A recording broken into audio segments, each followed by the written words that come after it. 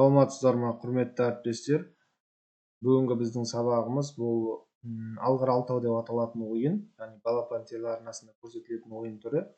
Сол ойынның шаблонын көрсететін боламын. Бұл PowerPoint-та жасалған. Так, ойында жалпы өзіндегідей мысалы белес, содан кейін мына жерде өткел, асу және супер ойын деп аталатын 4 кезеңнен тұрады.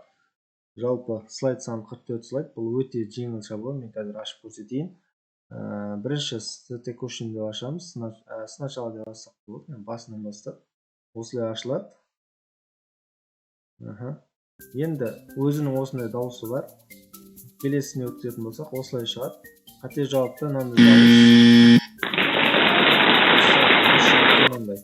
Енді осылай ауысып отырады. Мына жерде әрбір ненің өзінің несі бар. Сұрақтарын жазып, неғып қолданасыздар.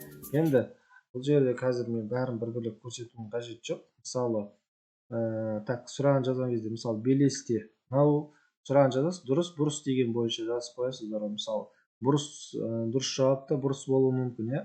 Сол себепті мен дұрыс жауап, қате жауап деп қойдым. Дұрыс, бұрыс бойынша бұл белес дегеніміз. Одан кейін өткел деген бар. Ол жерде жаңағы сөздердің ұқсас сөздер ма, сонда нені табу керек үшін.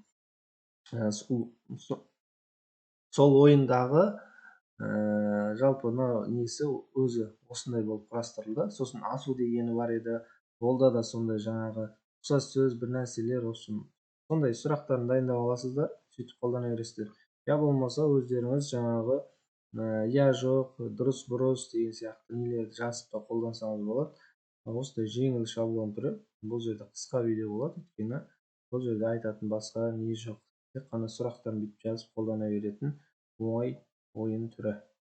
Назарларыңызға рахмет.